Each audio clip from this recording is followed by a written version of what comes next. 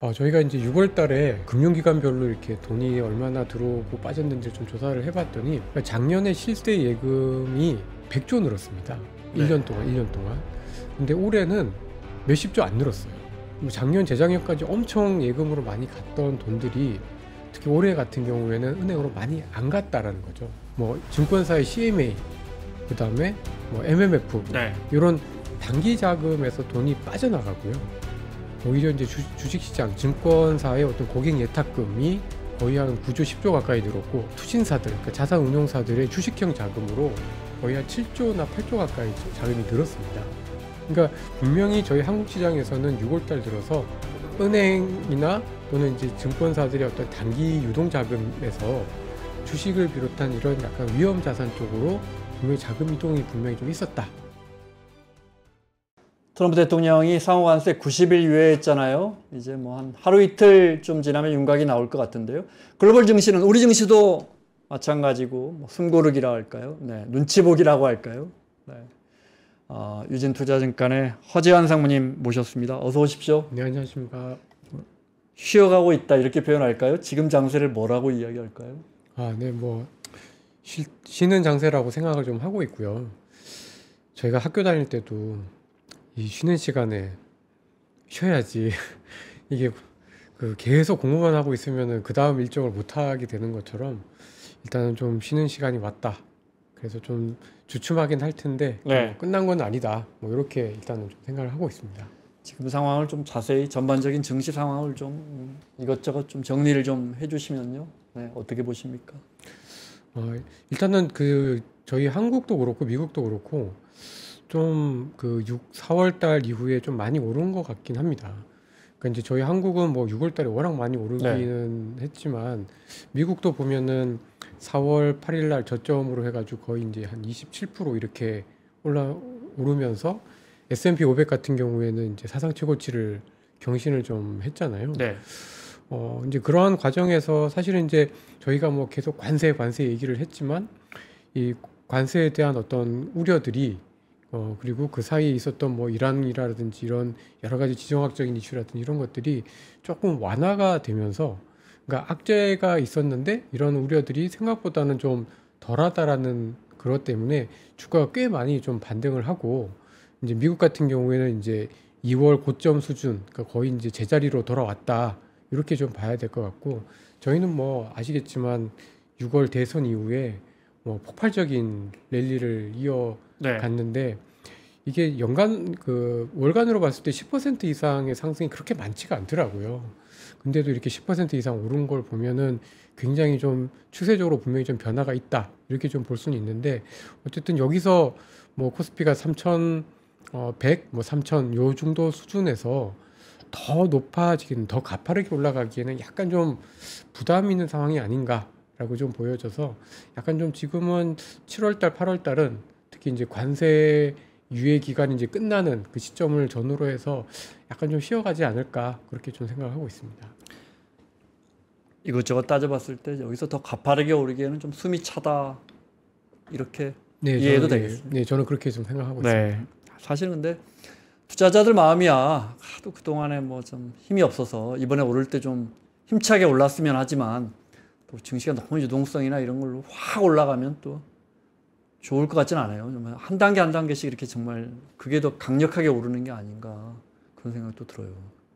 네, 그렇습니다. 사실 예를 들어서 저희 국내 주식시장 같은 경우에는 많이 올랐는데 그러면 그 사이에 뭐가 변했나? 물론 뭐 정책적인 기대감도 있고 네. 선거 이후에 국내외적인 어떤 정책이나 정치적인 불확실성이 완화가 된 거 이런 것들도 있긴 한데 사실 그렇다고 해서 뭐 국내 경기가 엄청 좋아졌다 뭐 이런 것도 아니고 뭐 국내 기업들의 실적이 엄청 좋아졌다 이런 건 아니잖아요. 그러니까 특히 이제 약간 어떻게 보면 돈의 힘에 의해서 특히 이제 돈의 힘이 좀 세질 거다라는 그런 기대감 때문에 주가가 좀 오른 측면들이 있어서 네. 약간은 좀 요렇게 돈의 힘으로 오른 장은 좀 등락이 있는 변동성이 좀 있게 올라가는 게 맞는 것 같습니다. 그래서 좀 지금은 어쨌든 저는 이제 특히 올해 미국도 그렇고 저희도 그렇고 주식시장을 움직이는 힘은 돈의 힘, 그다음에 정책의 어떤 변화의 방향 네. 이쪽에 좀 더 저희가 초점을 맞췄어야 되지 않았나라고 생각하고 있습니다. 국내 증시 유동성은 지금 어떻습니까? 뭐 예탁금이든 뭐 금리든 종합적으로 보면 돈의 힘 이야기해 주셔서 네. 돈이 좀 몰려와요? 저희가 이제 6월 달에 네. 그 금융기관별로 이렇게 돈이 얼마나 들어오고 빠졌는지 좀 조사를 해봤더니 아직까지 이제 은행에서 돈이 빠져나가지는 않습니다. 근데 확실히 작년부터 이제 저희가 이제 장기금 아니 그 한국은행에서 이제 금리를 내렸잖아요. 그러니까 작년에 실제 예금이 100조 늘었습니다. 네. 1년 동안. 근데 올해는 몇십 조 안 늘었어요. 그러니까 작년 재작년까지 엄청 예금으로 많이 갔던 돈들이 특히 올해 같은 경우에는 은행으로 많이 안 갔다라는 거죠. 근데 그러면 안 간 돈들이 다 주식시장으로 왔냐? 그건 아니지만 기본적으로 6월 달 들어서 자금 흐름에 있어서 가장 중요한 변화는 뭐 증권사의 CMA, 그다음에 뭐 MMF 네. 이런 단기 자금에서 돈이 빠져나가고요. 오히려 이제 주식시장, 증권사의 어떤 고객 예탁금이 거의 한 9조, 10조 가까이 늘었고 한 달 사이에. 네. 그다음에 투신사들, 그러니까 자산운용사들의 주식형 자금으로 거의 한 7조나 8조 가까이 자금이 늘었습니다. 그러니까 분명히 저희 한국 시장에서는 6월 달 들어서 은행이나 또는 이제 증권사들의 어떤 단기 유동 자금에서 주식을 비롯한 이런 약간 위험 자산 쪽으로 분명히 자금 이동이 분명히 좀 있었다. 이렇게 좀 봐야 될 것 같고요. 그리고 예탁금이 제가 이제 한 10조 가까이 늘었다라고 했는데 요게 속도가 어마어마하게 빠른 겁니다. 그래요? 예. 그러니까 이제 저희가 이제 2020년, 2021년 그 동학개미 운동이 막 해서 엄청 그 예탁금 늘고 개인 투자자들이 외국인들 매도세를 다 받아주면서 주가가 올랐었던 그때 코스피가 이제 3,300 갔던 그때 월 평균으로 해서 고객 예탁금이 10조에서 15조 늘었거든요. 네. 그러니까 지금 거의 그 정도 그때만큼. 속도만큼 네. 예탁금이 늘고 있으니까 상당히 이제 주식시장으로 돈이 꽤 들어오고 있다. 이렇게 좀 보는 게 맞는 것 같아요. 코스피 시총이 한 2,000조 넘죠. 2,400조 400조 정도 되죠. 됩니다. 예. 얼핏 봐서는 10조, 20조야 뭐 큰 돈인 건 분명한데 2,400조 시장에서 그것도 굉장히 저평가된 시장에서 10조 들어오는 게 20조 들어오는 게 탄환이 많이 늘었다고 할 수 있는 거예요. 그러니까 한 달만 보면 사실은 한 달만 말씀하신 대로 상당히 그렇게, 들어온 거다. 예, 그러니까 그렇게 뭐 엄청나게 많이 들어온 건 아니다라고 좀 볼 수가 있죠. 네. 이게 이제 연속성이 좀 있어야 되는데 제가 보기에는 좀 연속성이 있지 않을까 싶어요. 왜냐하면 일단 지금 부동산 쪽으로 돈이 가기가 정부에서 완전히 막아놓아서 네. 갈 수가 없을 확률이 굉장히 좀 높아진 걸로 좀 보여지고 네. 뭐 금리가 올랐다고 하지만 뭐 채권으로 돈이 갈 것 같지도 않고 그리고 당장 지금 뭐 실물 경제로 뭐 경기가 좋지가 않으니까 엄청 네. 투자를 많이 할 것 같지도 않거든요. 그러면 사실은 지금처럼 뭐 약간 기대감이 있고 정책적으로 뒷받침될 때는 주식시장으로 돈이 갈 가능성이 상당히 좀 높다. 네. 그렇게 좀 생각을 좀 하고 있어서 지금 뭐 돈이 별로 갈 데가 없는 것 같아요. 언론에서 흔히 고소득 흑수저가 이번에 6억 대출 규제에 큰 피해를 봤다. 흑수저가 거기 왜 붙은지는 모르겠지만 어쨌든 이번에 조금 크게 대출을 받아서 상위 지역으로 옮겨가려고 했던 분들 중에 뭐 고소득이나 아니면 기존에 좀 10억, 20억 집 갖고 계셨던 분들 중에 대출 좀 크게 일으키려고 한 분들은 지금 상무님 말씀하신 것처럼 좀 피해를 본 건 사실이에요. 네. 그러면 방법은 단기 자금에 넣어놓거나 그렇죠? 이분들이 무슨 적금에 이렇게 넣을 것 같지는 않거든요. 네. 그러니까 장기적으로 그죠? 네. 예금에 아니면 그래 당장에 묶였는데 이거 뭐 한 6개월 1년은 봐야겠지 하면 진짜 막연한 생각입니다. 증시로 좀 넣을 수 있을 것 같아요. 왜냐하면 분위기가 좋아서 네. 그렇죠. 희망이 너무 섞여 있나요? 네. 아니요. 네. 아니 그리고 네. 저는 뭐 그 주가가 이제 6월 한 달 동안 주가가 좀 많이 올랐고 사실 뭐 아주 장기적으로 봤을 때 주가가 정말 밸류업 되고 코리아 디스카운트가 해결이 되려면 네. 많은 문제들이 해소가 되어야 됩니다. 뭐 당연히 뭐 상법 개정 이런 것뿐만 그럼요. 아니라 많이 네. 해결돼야 네. 되는데 그래도 지금 저희가 코스피가 많이 올랐지만 3,000, 3,100 정도 수준이잖아요. 근데 지금 뭐 저희보다 그렇게 기업들 실적이 좋지 않은 또는 그냥 평범한 네. 뭐 독일이나 그러니까. 뭐 일본이나 다 사상 최고치를 경신을 했었잖아요. 작년하고 올해. 네. 저희가 왜 못할까? 뭐 이런 생각들을 좀 해보면은 적어도 코스피가 뭐 3,200, 3,300 정도 가는 걸 가지고 우리가 뭐 터무니없이 비싸다라고 할 정도는 아닌 걸로 좀 보여지는 게 좀 맞지 않나라고 좀 보여집니다. 네. 그래서- 거시적인 건 네. 네, 그래서 좀 전반적으로 봤을 때 저는 이제 그 두 가지를 좀 말씀드리고 싶어요. 그러니까 첫 번째는 지금 전 세계적으로 재정 정책을 어마어마하게 풀고 있거든요. 그러니까 저희가 지금 추경을 이제 뭐 이번에 30조 8천억인가요? 해가지고 꽤 한다고는 하는데 사실 어떻게 보면 지금 트럼프의 관세 정책 때문에 독일이 2월달 총선 끝나고 3월달에 이제 그 넷브레이크라고 하는 부채 규제 정책을 풀면서 그 방위비하고 인프라 투자를 한다라고 얘기를 법까지 했고, 개정. 예, 했고 그다음에 중국이 이제 작년 말부터 조금씩 이제 돈도 풀고 뭐 재정도 풀려고 하는 조짐들을 하고 있고 네. 그리고 미국도 어떻게 보면은 관세 정책을 막 하다가 이번에 7월 2일 날 그 OBBB법을 네. 통과를 하면서 감세법. 감세 네. 쪽으로 갔잖아요. 어떻게 보면 지금 미국, 독일, 중국, 한국 전부 다 재정을 완화 쪽으로 가고 있습니다. 그러니까 생각보다 지금 뭐 재정 정책은 굉장히 좀 완화적으로 가고 있는데 네. 이렇게 전 세계가 공통적으로 이렇게 재정을 푸는 경우가 사실 저희가 그 생각을 해보면 2008년, 2009년 직후에 금융위기 때 한 번 있었고 그 다음에 코로나 때 한 번 있었고 네. 그 다음에는 이번이 거의 세 번째인 것 같아요. 그러니까 이렇게 재정을 많이 동시에 이렇게 푸는 게 사실 그렇게 아주 그 평범한 일은 아니다라는 거죠. 네. 네. 그러니까 돈이 많다라는 겁니다. 기본적으로 나라들이 앞으로 경제가 어려워질 거에 대비해서 굉장히 돈을 생각보다 많이 풀려고 하고 있다. 근데 그 풀어진 돈들이 과연 이제 그 지금 어떻게 보면 그 물가가 코로나 이전에 비해서는 높은 편이잖아요. 근데 그러니까 이제 채권적으로 막 이렇게 가는 것도 아니고 그러면 돈이 갈 데가 별로 네. 없다라는 생각이 좀 들고요.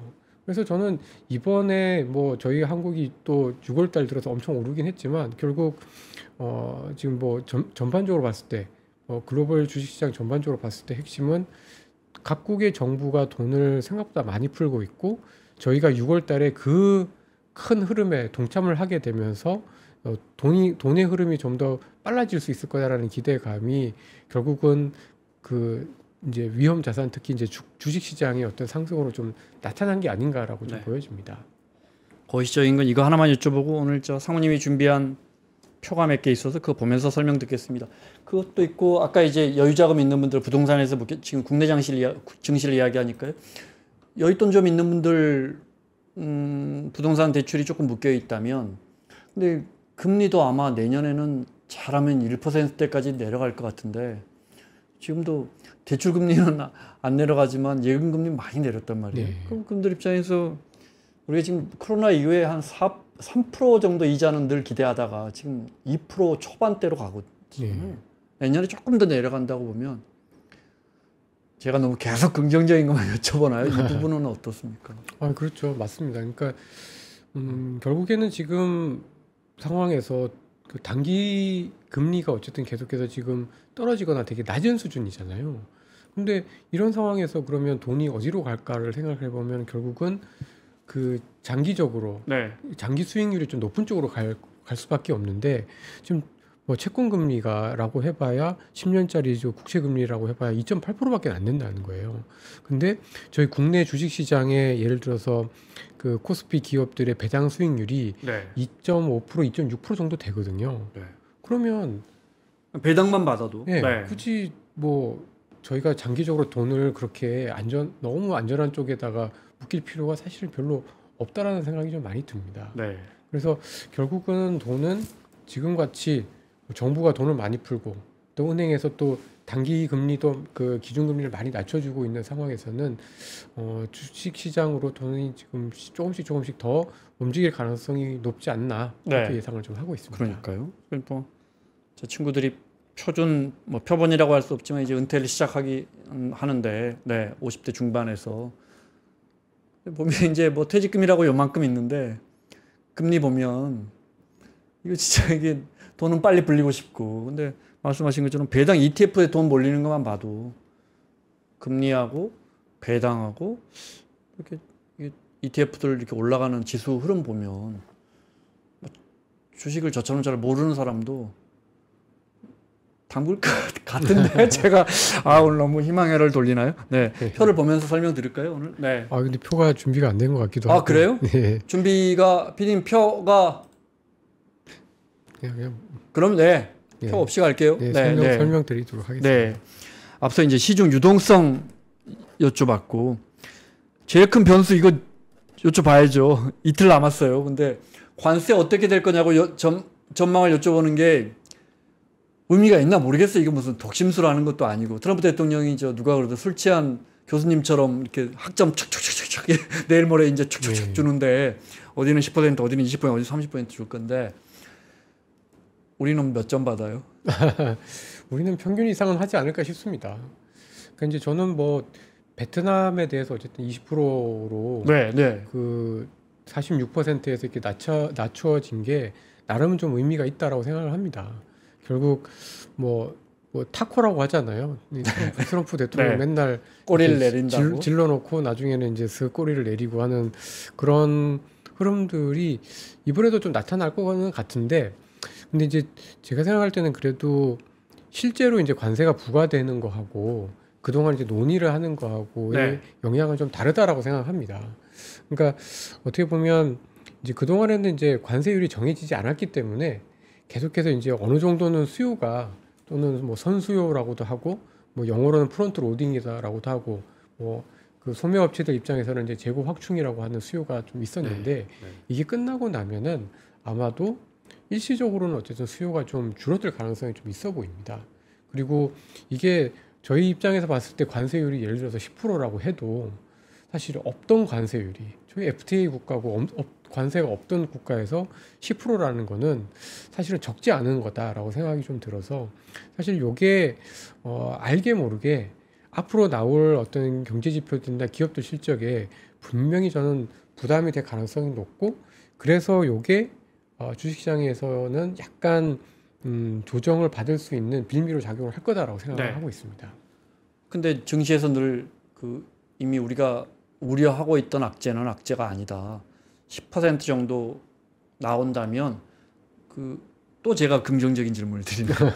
그러면 불확실성이 해소되니까 물론 기업들 자동차나 철강이나 기업들 힘들어지는 건 이제 힘들어지는 게 확정되는 거지만 다른 아까 말씀드린 그런 거시적인 지표들은 상당히 좋다. 유동성이라든지 금리라든지 뭐 불확실성이 해소되는 계기가 되는 건 아니에요? 한 10% 정도 맞는다고 가정을 하면. 근데 그게 아마도 이제 주가가 뭐 3,000 밑에서였다고 하면은 그대로 좀 박용을 할 텐데 지금처럼 주가가 어느 정도 올라와 있는 상태에서는 엄청나게 크게 저는 호재가 될 거라고 생각하진 않습니다. 오히려 이게 막상 되고 나면, 그리고 그 다음에 발표될 뭐 미국의 물가 지표나 저희 한국의 수출 지표들을 보면은 조금 그 사람들이 좀 선별적으로 좀 봐야 되겠다라는 생각들을 좀 하게 될 것 같아요. 그리고 특히 이제 저희 한국 수출을 보면은 지금까지는, 그러니까 그 관세 얘기를 하면서도 저희가 뭐 크게 이제 걱정을 하지 않았던 거는 당장 수출이 별로 안 나빴다는 거예요. 그러니까 지난달 저희 6월달 수출만 봐도 저희가 수출이 늘었잖아요. 마이너스가 아니었고. 그 이유는 뭐 미국 수출은 조금 줄었어도 유럽 수출이나 그다음에 뭐 그 베트남을 비롯한 아세안 쪽에서 수출이 되게 좋았었거든요. 근데 뭐 이제는 그 관세율이 정해지고 난 다음에는 대미 수출이나 뭐 대아시아 수출이나 이렇게 우회로 수출했던 것들이나 이런 것들이 줄어들 수가 있기 때문에 분명히 저는 영향이 없지는 않을 거다. 그러니까 저희가 막 걱정할 만큼 연초에 뭐 계속 관세 나올 때마다 막 걱정할 만큼은 아니겠지만 분명히 좀 부담은 될 거다라고 생각을 하고 있습니다. 네, 되겠죠. 아유, 도대체 옛날 같으면 뭐 FTA 할 때는 저 뉴스 보면 뭐 3% 올라간다, 5% 올라간다 그러면 뭐 큰 뉴스였는데 우리가 지금 46%막 이런 이야기 하다가 10%니까 네. 상대적으로 이 정도면 괜찮은 거 아니야? 이렇게 생각하지만 뭐 무서운 비율이죠. 10%면 진짜 어휴 옛날 같아서 10% 나온다 그러면 증시가 뭐 폭 나가고 그랬을 겁니다. 그래도 이 질문 드려야겠어요. 10% 15%를 상호관세를 맞는다고 쳐도 자동차로 예를 들어보죠. 네. 어쨌든 그 자동차 타야 할 거 아니에요. 네. 중국차는 더 맞고 유럽차 우리하고 비슷하게 맞을 텐데 네. 그럼 뭐 베트남 차를 타겠어요? 무슨 인도네시아 차를 타겠어요? 네. 아니면 무슨 라오스 차를 타겠어요? 똑같이 맞는다면 네. 그러면 수출은 사실은 한 단기적으로나 좀 중장기적으로 보면 회복되지 않을까? 이 질문은 어떻습니까? 근데 이제 저희가 일본이나 네. 유럽 차에 비하면은 조금 경쟁력이 있는 거는 사실인 것 같아요. 그리고 특히 이제 저희 현대차 그룹 같은 경우에는 나름대로 현지에 생산을 해서 그 점진적으로 그 현지 생산 비율을 계속해서 높여갈 거기 때문에 네. 오히려 경쟁 업체들에 비해서 저희가 조금 우위에 있는 건 맞습니다. 근데 그렇다고 해서 그러면 그 미국의 자동차 회사랑 이렇게 비교를 해봤을 때 저희가 엄청나게 탁월한 경쟁력이 있냐? 그러니까 그만큼 10%든 20%든 어쨌든 저희가 그 가격에 대한 부담을 분명히 좀 져야 되는 부분들이 생기기 때문에 네.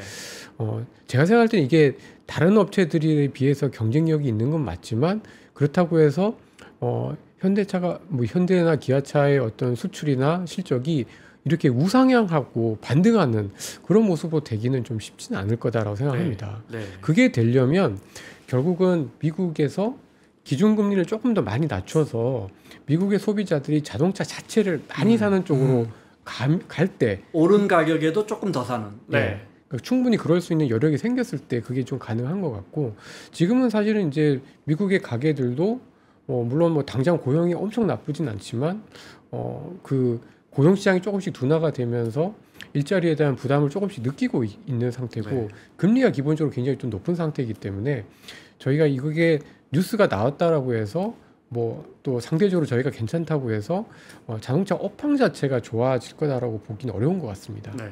결국 자동차라는 업황이 좋아지기 위해서는 금리가 조금 더 인하가 되어야 될 것 같고 그래서 제 생각에는 이런 자동차를 비롯한 이런 관세 영향이 이제 좀 그 극복이 되려면 네.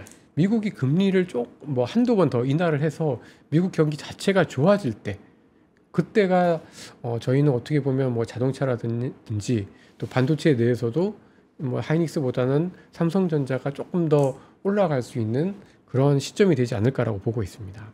롱기스트님이 수입업하는 입장에서 실제 관세 10%든 20%든 상호관세 맞으면 상호관세잖아요. 그럼 우리가 수입하는 것도 곧바로 그 10% 20% 우리도 그대로 때리냐고 물어보시는데요. 그렇지는 않습니다. 그럼 상호관세가 아니잖아요. 일반 네, 관세잖아요. 네. 우리는 FTA 그래도 우리는 FTA 그대로 갈 수는 없잖아요. 네. 품목별로 바뀝니까 그러면? 다시 상호관, 협상을 해야 되는 건가요? 그러니까 상호관세라는 거는 네. 그러니까 내가 때리면 당신이 때리고 이게 아니라 그러니까 너와 나 사이에 우리는 이만큼 때릴 거야라는 게 이제 그냥 상호관세라고 표현을 하는 거고 저희가 미국에 관세를 올릴 수 있는 상황은 아니죠. 우린 못 올리면 우리 사실상 평균적으로는 0이라면서요. 뭐 네. 곡물이라든지 몇 가지가 있지만 그건 뭐 미비하니까 네. 그러니까 저희가 올릴 수는 있는데 열수 실제로 있는데 그것이 이익인지는 모르겠다. 예, 올리면 미국은 더 올리겠죠 관세율을. 롱기스트님 미국만 올린답니다. 예, 상호관세라고 해서 서로 올릴 수 있는 건 아닙니다. 네. 알겠습니다. 30분간 우리 허상무님 설명 들었는데 제 눈치가 맞다면 허상무님은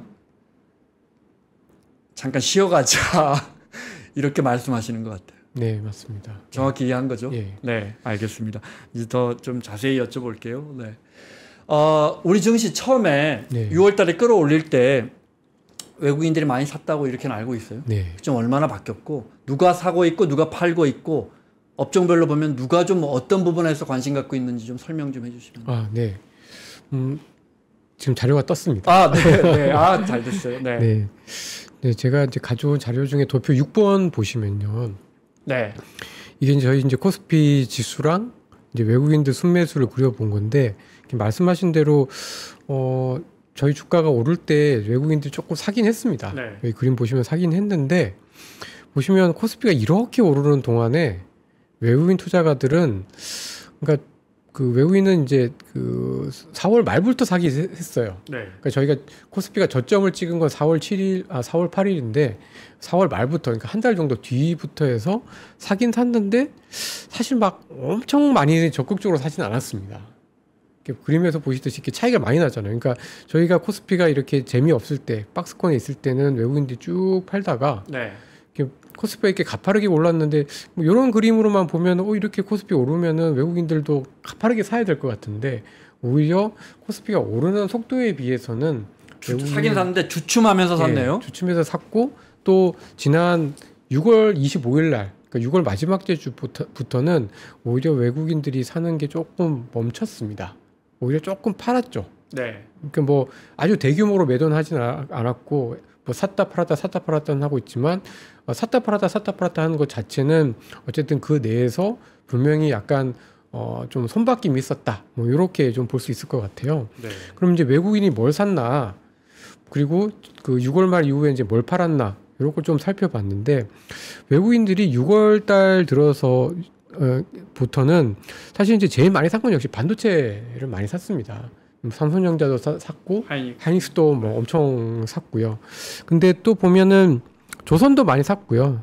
또 자동차도 의외로 뭐 샀습니다. 네. 그리고 뭐 은행들도 6월 달에 좀 샀고요. 반도체만큼 조선을 샀네요. 예.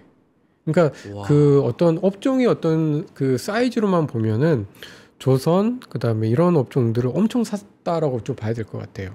근데 6월 말 이후로는 이런 업종들에 대해서 좀 팔고 있습니다. 네.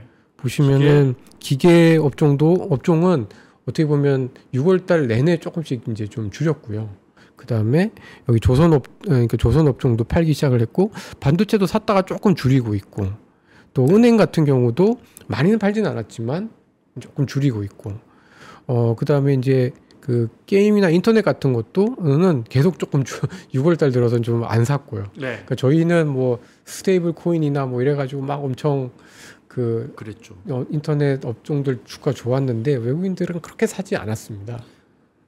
보니까 은행주하고 조선, 자동차 많이 네. 사다가 이 정도는 충분히 오른 것 같아 하고 팔기 시작했네요. 네. 네. 근데 의외로 그 외국인들이 뭐 계속 꾸준히 샀거나 또는 이제 6월 말 이후에 계속해서 조금 사고 있는 업종이 사실은 좀 내수 업종들이에요. 여기 네. 보시면은 미디어 엔터 같은 업종들 그러네요. 계속 네. 사고 있고요. 그다음에 소매 유통, 그다음에 필수 소비, 이런 업종들은 꾸준히 사고 있고, 그리고 오히려 그 약간 좀 재미없는 좀 아주 올드한 이제 뭐 화학 뭐 철강 이런 업종들 조금 사고 있습니다. 저건 왜 그래요? 우리 화학 업종을 샀다면 너무 많이 떨어졌다. 아마 그런 그러니까 좀 워낙에 싸니까요. 지난 2년 동안 이제 주가가 거의 못 올랐기 때문에 이제 네. 상대적으로 좀 저평가된 것들, 그리고 오히려 내수 업종들에서 상대적으로 좀 뭐 저희가 뭐 조선 방산 이런 거에 비해서 조금 소외됐었던 이런 업종들을 외국인들은 좀 사기 시작을 했지 않았나, 이렇게 네. 좀 추정을 좀 할 수 있을 것 같아서, 이런 것들을 보면은 외국인 투자가들은 확실히 한국 시장의 업사이드를 엄청 세게 보는 것 같진 않다. 그리고 많이 오른 것들에 대해서는 좀 조심스럽게 보는 것 같다라고 생각을 좀 해볼 수 있을 것 같습니다. 기관과 개인은 뭐 반대로라고 생각하면 돼요? 네. 어떻습니까? 네. 그러니까 개인 같은 경우가 그 좀 여기 그 다음 장에 있는 제가 그림을 보시면은 주가가 막 코스피가 2천 중반에서 3천 갈 때는 쭉 팔다가요. 네. 우리 이제 3천 넘어가서부터 조금 그러니까 샀습니다. 네, 샀는데 재미를 못 보고 있어요. 네. 그러니까 좀 근데 저는 이제 뭐 이거가 그렇게 나쁘다고는 보고 있지는 않습니다. 그러니까 이제 주가가 올라가고 그 동안에 이제 좀 뭐 그 올라오니까 이제 좀 팔고 싶은 어떤 그 것들이 좀 이렇게 나오면서 좀 정리가 좀 됐었지 않았나라고 좀 네. 보여지는데 그러니까 한 달 동안에 지난 6월 달 한 달 동안에 고객 예탁금이 엄청 제가 9조 10조 가까이 늘었다고 네, 네. 했잖아요. 근데 6월 한 달 동안 개인들은 소폭 순매도였거든요. 네. 그러니까 매수도 했다가 매도를 하면서 전체적으로는 약간 중립 정도 수준이기 때문에 그 말은 지금 9조 원이 예탁금에서 거의 그냥 놀고 있다. 그러니까 시장이 떨어지면 살려고 대기하고 있는 자금들이 엄청 많은 것 같습니다. 반대로 제 생각엔 지켜보다가 추격 매수하려고 기다리고 있는 것일 수도 있잖아요. 예. 그러니까 내일 모레 그 운명의 날을 지켜본 다음에 크게 흔들림이 없으면 그렇죠. 추격 매수라고 표현해도 될까요? 그렇게 물론 떨어져도 어쨌든 예탁금은 늘고 있으니까 네. 뭐 어떻게 보십니까? 그러니까 제 생각에는 오히려 그래서 시장이 쉴 때 네. 그리고 외국인들이 조금 이제 비싼다라고 해서 좀 팔 때 오히려 개인 투자자분들의 돈들이 조금씩 더 들어올 것 같아요. 그리고 이제 이런 말씀 좀 드리고 싶은데 지금 들어오고 있는 돈들은 이 시장이 갇혀 있을 때 막 그 서로 막 그 치고받고 하는 그런 돈들이 아니라 약간 그 단기 자금에서 들어온 새로운 돈들이잖아요. 네. 네. 이 새로운 돈들은 결국은 막 그 물론 이제 너무 비싼 거에 대한 어떤 가격에 대한 부담을 분명히 좀 생각은 하긴 하겠지만 오르다가 어느 정도 조정을 받아서 조금 이제 가격 부담이 더 적은 업종들은 좀 살 것 같아요. 하나오션하고 하이닉스만 보이는 거죠. 조금만 내려봐라. 네. 그때 내가 못 산 거 집사람이 반대해가지고 못 산 거 내 이번 주엔 산다. 네. 그래서 네. 오히려 시장이 그렇게 그러니까 좀 쉬지 주가의 조정의 양상이 아주 뭐 크지는 않을 걸로 저는 좀 보고 있고 네. 그래서 오늘도 어떻게 보면은 좀 그동안에 약간 주춤했던 뭐 방산이라든지 이런 업종들이 약간 또 조금 반등하는 모습을 보여준 게 이런 대기 자금의 힘이 아니었나라고 좀 보여집니다. 네. 그 이후는 네. 어떻게 전망할 수 있을까요? 이제 쉬어간다까지 정리를 한 다음에 네. 우리가 어떻게 시장에 대응해야 할지 우리 관세를 네. 우리가 어떻게 할 수 있는 건 아니잖아요. 트럼프 대통령이 저렇게 하는. 그다음에 이제 우리 기업과 투자자들이 대응해야 할 문제란 말이에요. 네. 어떻게 하는 게 나을까요? 조금 거시적인 질문, 장기적인 질문 여쭤봐요. 그러니까 저는 적어도 네. 올해 3분기까지는 내수 쪽에 조금 내수나 금융이나 이런 유동성, 그러니까 유동성과 내수 업종에 조금 더 집중할 필요가 있고 이런 그 관세라는 건 결국은 이제 수출이잖아요. 이런 수출 업종들은 한 9월, 10월 이후, 그러니까 즉 4분기에 저희가 좀 집중할 필요가 있지 않을까라고 생각이 네. 좀 듭니다. 그래서 오히려 굉장히 좀 장기적인 관점이다라고 하면은 여름에 이런 뭐 자동차라든지 뭐 삼성전자 같은 것들도 조금씩 비중을 늘려도 좀 되지 않을까. 지금 당장은 이게 좋을 것 같지는 않고요. 근데 그 대신에 지금은 단기적으로 봤을 때는 내수 업종이 되게 좀 좋지 않을까 싶습니다. 오늘도 보면은 주식시장에서 의외로 뭐 음식료 업종, 네. 그다음에 이런 그 내수 소비 업종들이 뭐 소비 쿠폰이라든지 이런 그 소비 진작 정책에 따른 기대감 때문에 주가가 좋았고 좋았는데요. 저는 이번에 실적을 그러니까 발표를 하게 되면 이제 2분기 실적이잖아요. 근데 생각보다는 내수 기업들의 실적이 안 나쁠 것 같아요. 그러니까 뭐 전반적으로 저희 한국의 내수 시장이 안 좋잖아요. 엄청 안 좋은데 네. 저희가 2분기 때 저희가 뭐 주가가 좀 올라서 그렇지 2분기 때 나타난 변화들 중에 보면은 금리는 어쨌든 단기 금리는 좀 떨어졌고 그다음에 유가도 떨어지고 환율도 떨어졌잖아요. 근데 환율이 떨어진 거를 좀 주목을 해서 보면은 저는 수출 기업들의 실적이 아주 좋을 것 같지는 않습니다. 그러니까 뭐 조선인이 방산이라든지 이런 기업들의 실적이 뭐 나빠진다라는 건 아닌데 어쨌든 환율이 올라가게 되면 그러니까 환율이 떨어지게 되면은 이 그 조선이나 방산 같은 기업들은 더 유리해지는 거 아니에요? 아니죠. 환율이 떨어지면요. 우리 돈의 가치가 오르면. 네. 오히려 반대죠. 네. 그러니까 생각했던 것보다 실적이 조금 덜 나올 가능성이 좀 네. 있고요. 반대로 내수나 수입하는 업체들 입장에서는 환율이 떨어졌기 때문에 비용 컨트롤이 조금 더 유리해졌을 가능성이 좀 있어서 오히려 서프라이즈가 내수 업종에서 발생할 수 있는 가능성이 좀 있다라고 좀 보여집니다. 네. 그리고 거기에다가 이제 7월 20 며칠부터 소비 쿠폰 신청해가지고 이제 돈을 쓰기 시작을 하면은 당연히 수출 업체들보다는 내수 소비 업종들의 실적이 3분기에도 조금 더 개선될 가능성이 좀 커 보여서 적어도 여름 정도에서 9월 정도까지는 내수 소비 업종이 상대적으로 좀 좋을 것 같고 지금 외국인도 오히려 약간 그런 쪽에 조금 더 포커스를 좀 맞추고 있는 게 아닌가라고 좀 생각을 하고 있습니다. 그러니까 아까 그 내수 업종들 수출은 4분기라고 말씀하신 건 트럼프 대통령의 상호환세가 몇 %인지 보고 그다음에 우리 기업들이 어떻게 적응하는지 어떻게 피해를 보는지 보고 썰물이 된 다음에 좀 들어가는 것도 늦지 않다. 네, 이런 맞습니다. 말씀이신 거예요? 예. 그리고 이제 또 한 가지는 뭐냐면 거기다가 조금 더 덧붙이고 싶은 거는 이제 미국의 금리 인하입니다. 네. 그러니까 지금 뭐 자동차도 그렇고 뭐 미국도 경기가 작년보다는 안 좋거든요. 그러니까 나쁘진 않지만 심각하게 뭐 침체로 갈 정도는 아니지만 미국 경기도 지금 둔화가 되고 있어요. 근데 이게 저희가 뭐 자동차나 반도체나 이런 그 수출 기업들의 실적이 정말 좋아지려면 뭐 하이닉스야 뭐 지금 뭐 AI 붐 때문에 특수하게 좋아지는 거고 네. 뭐 PC나 핸드폰이나 전반적인 IT 경기 사이클 자체가 좋아지려면 미국도 금리를 내려서 경기 자체의 방향성이 좀 위로 가야 되는데 이제 저는 아마도 이제 그 4분기에 그런 금리 인하가 본격화가 되게 되면은 오히려 수출은 조금 나빠져도 그런 기대감이 실적에 조금씩 반영이 되면서 수출주들이 조금 더 올라올 수 있을 거라서 뭐 수출주들은 올해 말 내년 초 정도에 저희가 조금 더 포커스를 두고 좀 생각해 볼 필요가 있다 이렇게 좀 말씀드리고 싶습니다. 근데 금리 내리는 만큼 또 우리 그렇게 되면 또 우리 원화 가치는 또 올라갈 수 있으니까. 네. 그 근데 부분은 또 반대로 작용할 거 아니에요. 이건 늘상 뭐 생각해야 되는 거지만. 예. 근데 아마도 미국이 금리를 내려도요. 네. 저희가 원화가 조금 강해지긴 하겠지만 엄청 강해지지는 않을 거예요.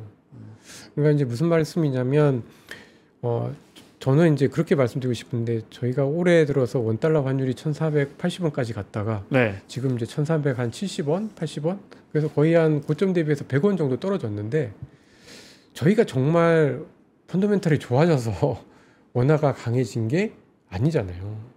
그러니까 달러가 비싸서 달러가 약해지면서 저희가 좀 강해졌기 때문에 저희가 원화가 엄청 저는 강해질 거라고 생각하지는 않습니다. 미국이 달러가 그러니까 금리를 인하를 해도 뭐 약간 저희가 원화가 좀 강해지는 거지 뭐 2분기 때만큼 원화가 급격하게 강해질 것 같지는 않아서 그러니까 저희 실력만으로 저희 원화가 강해지는 건 아니기 때문에 조금 속도가 아주 가팔라진 않아서 환율에 따른 어떤 수출 업체들에 미치는 영향은 오히려 좀 2분기 지나면 좀 제한적이 될 거다라고 생각하고 있습니다. 그 자리에 앉은 전문가분들 대다수가 네. 1250원은 당분간 못 구경할 거예요라고 동의하세요? 네, 저는 뭐 지금 사실은 이제 한 1,300원 초중반 정도가 저희 굳어진다. 그러니까 좀 저희 실력이다라고 생각합니다. 그러니까 1,500원, 1,400원 갈 정도는 아니지만 네. 다시 이제 1,200원대로 가는 그런 그림은 좀 쉽진 않을 거다라고 생각을 좀 하고 있죠.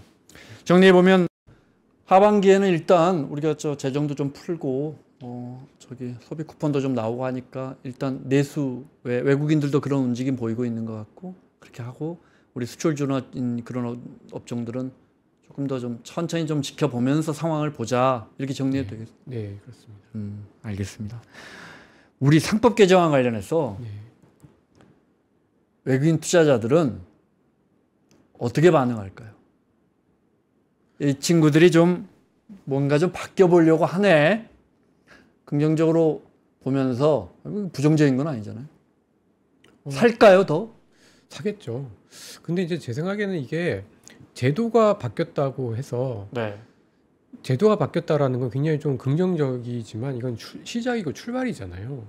그러니까 이제 저희가 이제 일본의 사례가 있기 때문에 생각보다는 좀 빨리 잘 될 수도 있겠다라는 기대감은 하고는 있지만 이게 실제로 이제 기업들이 받아들여서 현실화될 때까지는 분명히 좀 시간이 필요하다라고 생각이 좀 듭니다. 그리고 실제로 저희가 뭐 일본 사례를 많이 보고 벤치마크를 했지만 네. 일본이 그렇다고 해서 엄청 밸류에이션이 시장 전체적인 밸류에이션이 높아지진 않았습니다. 굉장히 천천히 더디게 뭐 PBR이나 PER 같은 밸류에이션 지표들이 굉장히 터디게 그러니까 바닥이 점진적으로 올라갔던 흐름이지 이게 이렇게 올라가진 않았었거든요. 그래서 저는 상법 개정안을 보고 외국인들도 비슷하게 생각하지 않을까 싶습니다. 아, 시작을 했다. 이제는 한국에 대해서도 좀 긍정적으로 볼 수 있는 시작점이 열렸다. 그렇지만 기업들에 따라서 정말 이렇게 배당을 많이 하고 주주들의 가치가 희석이 되지 않는 거를 확인하면서 조금씩 점진적으로 좀 들어오지 않을까 그렇게 좀 보고 있습니다. 니케이 말씀하셨으니까 니케이가 근데 한 12년 전쯤에 만이었더라고요. 네. 그러니까 12년이라는 게 짧으면 짧고 길면 긴데 네. 그 지금 4만인가 그렇잖아요. 그러니까 만에서 12년 동안 4만이다 그러면 그렇게 긴 건 아니잖아요. 그죠? 그러니까 정리하면 야, 진짜 꾸준히 조금씩 올려서 굉장히 큰 효과를 봤다. 이렇게도 볼 수 있고 반대로 보면 그것이 올라오려면 진짜 강력한 것 같지만 12년이 걸렸다. 이렇게도 볼 수 있는 거 아니에요? 네, 맞습니다. 그러니까 이게 저희는 이제 일본보다는 조금 더 짧게 걸리지 않을까라는 생각이 좀 듭니다. 그리고 지금 정책적인 방향이 어떻게 보면은 이번 6월 대선 이후에 좀 완전히 이렇게 소위 말하는 방향을 선회를 한 거잖아요. 그래서 아마도 좀 뭐 일본의 사례보다는 좀 빨리 좀 진행이 되지 않을까라는 네. 생각이 좀 드는데 그래도 이거는 법을 바꿨다고 해서 모든 게 다 해결되는 게 아니라 기업들이 적응을 해야 되고 그 적응된 기업들의 모습을 보면서 투자자들의 시각들이 좀 바뀌어야 되는 거잖아요. 네. 그리고 근데 저는 이제 실질적으로 이렇게 리레이팅이라는 거는 우리가 하는 거라고 생각합니다. 외국인이 해주는 게 아니라고 생각을 하거든요. 네. 왜냐하면 미국 그 가계의 주식 비중과 미국 기업들에 대한 어떤 밸류에이션을 그려보면 똑같이 움직입니다. 아, 그러니까 밸류에이션을 그러니까 리레이팅을 시키는 거는 외부의 힘이 아니에요.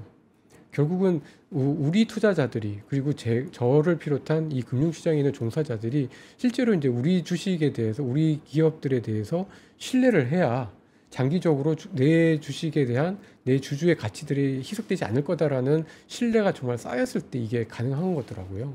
그래서 저는 이제부터는 저희가 이제 물론 그동안 갇혀 있는 시장에서는 외국인들의 수급이 되게 중요했고 네. 지금도 외국인 투자가들이 저희 한국 시장의 3분의 1 이상을 가지고 있기 때문에 중요하지만 외국인은 이미 3분의 1 이상을 가지고 있습니다. 그것 이상으로 저희가 밸류에이션을 업 시킬 수 있는 거는 오히려 저희들의 개인 투자자들이고 저희고 우리라고 저는 생각을 하거든요. 그래서 오히려 좀 저희가 안에서 이 기업들에 대한 어떤 변화들에 대해서 저희가 좀 믿어줄 필요가 있다. 이렇게 좀 생각을 하고 있습니다. 기업들 변화도 당연히 필요하지만 우리가 믿어주고 이게 변화할 것이다 하고 계속 거쳐가면서 우리가 사야지 근본적으로 오른다. 네, 맞습니다. 제대로 오른다 이 말씀이죠. 예, 예. 아유. 정확하게 우리 증시에서 외국인 투자자들이 한 3분의 1 정도 됩니까? 우리가 33% 정도. 33% 정도. 예, 예. 네. 근본적으로 근데 외국인들 보고 우리 증시를 믿어주고 우리 증시에 우리 기업들의 구조 개혁을 믿어주고 물론 그렇게 하면 더 들어올 수 있겠죠. 그런데 이제 그리고 우리가 뭐 MSCI 같은 것들 뭐 선진국 지수 편입되면 한 70조 원 들어온다는 기사도 먼저 그런 걸 떠나서 사모님 보시기에는 대한민국 주식은 한국 사람이 사야 오른다. 네. 왜냐하면 저희가 그 한국 가계 금융자산에서 주식 비중이 지난 그러니까. 5년 동안 그냥 플랫합니다. 네. 플랫하니까 저희 한국 시장도 플랫했고 밸류에이션도 높아지지 않았던 거죠. 그래서 결국은 우리 스스로를 믿을 때 우리 스스로의 어떤 제도에 대한 변화와 거기에 따른 어떤 기업들의 변화를 우리가 믿어서 그 돈들이 주식시장으로 유입될 때 주식시장의 어떤 진정한 밸류업이 나타날 수 있다. 저는 그렇게 좀 말씀드리고 싶습니다.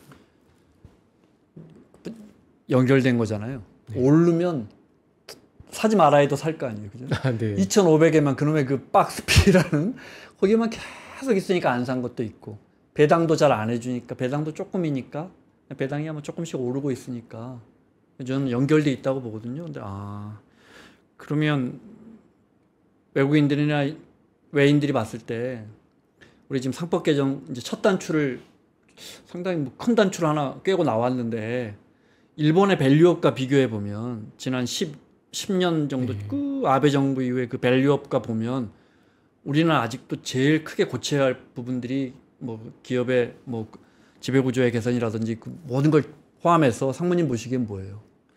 근데 이제 뭐가 제일 모질해요, 우리 주식, 우리 근데 이제 자본시장은? 그 지배구조 얘기를 하는데, 지배구조라는 게 좀 그 막연하잖아요. 그러니까 네. 저는 막연하다고 느꼈거든요. 근데 이제 저는 가장 쉽게 생각하면은 주식의 공급인 것 같아요. 그러니까 저번 뭐 몇 번 이 자리에서 좀 말씀드린 네. 것 같은데, 저희 한국 시장의 가장 문제는 시가총액과 주가와의 괴리가 너무 커요. 그러니까 이제 시가총액이라는 건 결국에는 주가 곱하기 주식 수익인 건데, 그러니까 코스피가 어떻게 보면은 2000년대 이후에 지금 여전히 이제 되게 오르지 못하고 있지만 지금 시가총액은 엄청 늘었거든요. 그러니까 그 사이에 뭐 쪼개기 상장도 하고 물적 분할도 하고 뭐 증자도 하고 IPO도 하고, 그러니까 주식에 대한 공급만 엄청 늘어났다. 뭐 좀 코스피가 좀 오를만 하면 지금 말씀하신 것들이 본물 터지듯이 나오잖아요. 예. 그래서 공급을 좀 줄여야 되는데, 이제 뭐 당연 이제 그 이제는 뭐 주주 충실의 의무 같은 것들이 이제 되면 이제 뭐 그 이런 쪼개기 상장이나 이런 걸 이렇게 함부로 하지는 못하겠죠. 근데 이제 어쨌든 확실한 거는 주식에 대한 공급을 줄여야 되는데, 이제 뭐 지금까지 어쨌든 방향 자체는 저는 맞았다고 보고, 그러니까 소액 주주들에 대한 어떤 그 권리가 심하게 훼손되는 것들을 이제 법으로 지금 만들어 가는 과정이다라고 보고 있거든요. 그다음에 이거 다음에 이제 해야 될 거는 이제 주식에 대한 공급이 줄여야 되니까, 뭐 쉽게 얘기하면은 뭐 자사주 같은 거 소각하는 거 네, 의무화한다든지 이러면은 당연히 주식의 공급이 줄 거잖아요. 그러니까 그런 정책들은 되게 파워풀하게 주가에 긍정적인 영향을 좀 미칠 수 있지 않을까. 그리고 소위 말하는 이제 그 좀비 기업들, 네. 그 이제 좀 그 수익성이 좋지 못한 그 기업들도 좀 그 약간 정리를 좀 솎아내는, 하고. 네. 이런 것들이 이제 좀 진행이 되게 되면은 주가는 훨씬 더 좀 더 안정적으로 올라갈 수 있을 거다라고 생각을 좀 하고 있습니다. 보도 보니까 롯데렌탈 팔면서 사모펀드에 팔면서 거기도 역시나 대주주권 지금 주당 한 3만 원 하는데, 대주주 지분은 뭐 이렇게 경영권 그 프리미엄 얹어서 7만 원에 사주고 또 유증 엄청 하나 보더라고요. 아유, 예. 증자 같은 것들이 사실은 좀 문제죠. 저희가.